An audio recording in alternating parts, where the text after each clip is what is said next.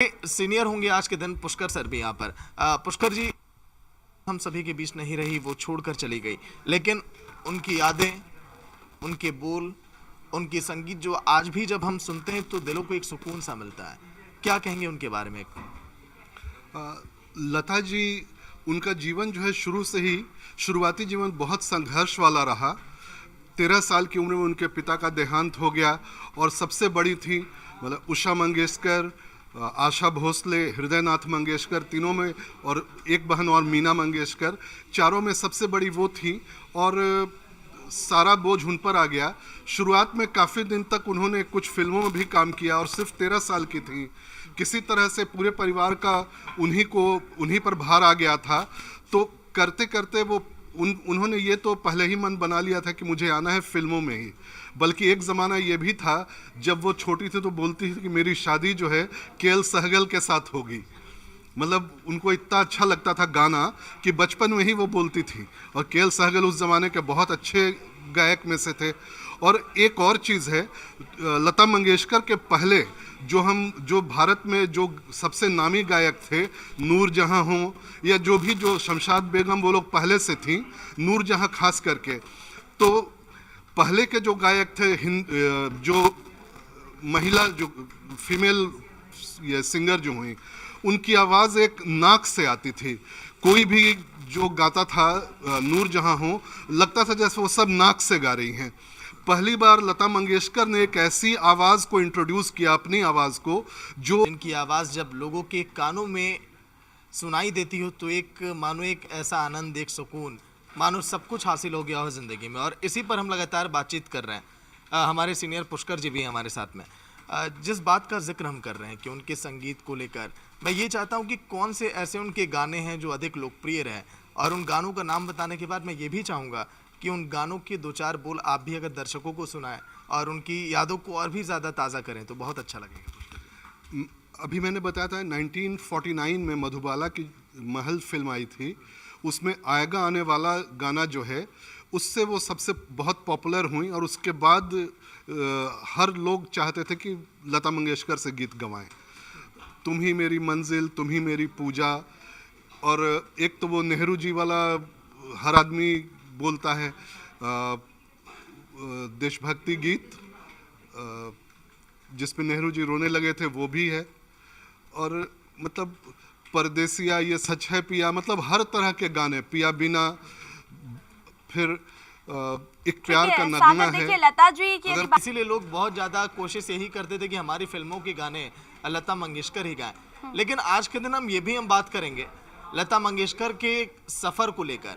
7 दशकों तक अपने आवाज़ का जादू बिखेरना, लोगों के दिलों पर राज करना, और आज भी हम सभी के लिए वो बहुत अधिक देखिए प्रेरणा स्रोत हैं। और उनके गाने आज भी अगर हम सुनेंगे तो हम सुनने से खुद को रोक नहीं पाएंगे और हम पूरे अंत तक गानों को सुनेंगे। ऐसा बहुत कम ही हमने देखा है। 10-12 साल के करियर के बाद देखा जाता है कि संगीतकारों का एक पतन हो रहा है, वो ग्राफ नीचे आ रहा है जो उन्हें हाइक मिली थी शुरुआती दौर में। लेकिन ऐसा कभी हमने पुष्कर जी लता मंगेशकर के साथ नहीं देखा। लता मंगेशकर का जो वक्त था, उस समय गिनती की फिल्में बनती थीं, गिनती के गायक होते थे। उस ज़माने के अगर हम गायक को देखें लता के साथ, तो आपको 6 के बाद 7वां नाम जल्दी दिमाग में आएगा नहीं। मुकेश, किशोर कुमार, रफ़ी, लता मंगेशकर, आशा भोसले, इनके बाद आप अगर चाहें कि 6ठा-7वां नाम, या जैसे सुमन कल्याणपुर या किसी दूसरे का आया भी नाम, तो वो ज़्यादा दिन तक टिका नहीं। तो और फिर आजकल का जो ये टेक्निक है, अगर हम ही लोग जब छोटे हुआ करते थे तो अरे एक फैमिली फोटोग्राफ या जन्मदिन पे फोटोग्राफ भी होना होता था। उनके करियर का ग्राफ जिस तरह से हमेशा शिखर पर वो चलता चला गया, और ईश्वर ने शायद उनको ऐसा लगता है कि एक तोहफा एक दिया था कि आप हमेशा ऊंचाइयों को ही आप प्राप्त करेंगी। 7 दशक तक जिनका बताइए राज हो, और जो लोग मतलब कि चाहते हो कि गाना यही गाए हमारी बॉलीवुड की फिल्मों में। हमने कभी ये नहीं देखा पुष्कर जी कि उनके करियर का झुकाव कहीं पर आ रहा है। जैसे अन्य संगीतकारों का हमने देखा कि कुछ समय के बाद लोग उनको सुनना बंद कर देते हैं या लोग पसंद करना बंद कर देते हैं, लेकिन कभी ऐसा लता जी के साथ हमने महसूस नहीं किया। लता मंगेशकर के जो शुरुआती 50-60 साल थे, उस वक्त एक गाना बनाना बहुत मुश्किल था। उस समय मुझे लगता है 80-90 तक रिकॉर्ड प्लेयर होता था, उसका लॉन्ग प्ले लाह से एक एक वो बनते थे रिकॉर्ड प्लेयर। तो उसकी जो रिकॉर्डिंग होती थी वो सब बहुत कठिन थी, बहुत मुश्किल से होता था। और ये नहीं था कि जो चाहे वो आकर अपना मोबाइल उठाया, एक गाना गाया और वो मतलब चल गया। तो उस ज़माने में एक एक गाने पर बहुत वक्त लगता था। और बल्कि दूसरे तरफ से आप देखिए आज लता दीदी का जन्म है और आज उन्हीं पर हम बातचीत कर रहे हैं। और मुझे लगता है कि आपने भी या फिर हमारे जो पुष्कर सर है उन्होंने भी लता दीदी के लिए कुछ तैयार किया है। मैं चाहूंगी कि दर्शकों को वो सुनाएं। और उससे भी आगे बढ़ गया। वक्त कम है, मैं यही चाहूँगा कि कई बार हमने देखा कि आप लता दीदी के गानों को आप गुनगुनाते रहते हैं, आप बहुत पसंद करते हैं उनके संगीत को। कुछ गाने के बोल उनके आज के दिन। आजा रे परदेसी, और उन्होंने खुद गाया है, जो मेरी आवाज़ ही पहचान है, गर याद रहे नाम गुम जाएगा। तो उनका जो नाम है वो कभी नहीं गुमेगा, उनकी आवाज़ हमेशा पहचान बनी रहेगी। और एक गाना, एक प्यार का नगमा है, ये गाना मैंने संतोष आनंद जी जो इसके लेखक हैं उनके सामने भी गाया था 1-2 बार। तो वो गाना मैं सुना देता हूँ आपको। एक प्यार का नगमा है, मौजों की रवानी है, जिंदगी और कुछ भी नहीं, तेरी मेरी कहानी है।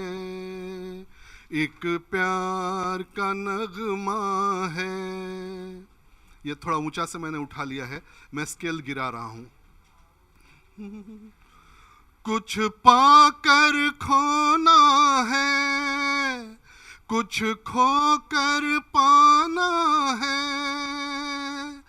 जीवन का मतलब तो आना और जाना है। 2 पल के जीवन से एक उम्र चुरानी है, जिंदगी और कुछ भी नहीं, तेरी मेरी कहानी है।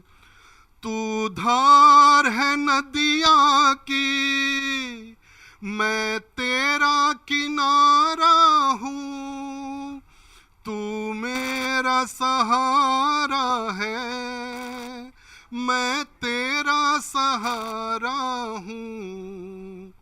आँखों में समंदर है, आशाओं का पानी है, जिंदगी और कुछ भी नहीं, तेरी मेरी कहानी है।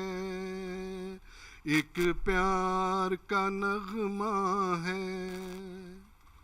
बिल्कुल सागर, बिल्कुल सही कहा। जिंदगी और कुछ भी नहीं, तेरी मेरी कहानी है। लता जी हमेशा सभी के दिलों पर राज कहेगी। लेकिन एक आपको बता दें, बीजेपी ने अपना जो घोषणा पत्र कार्यक्रम था उसे स्थगित कर दिया।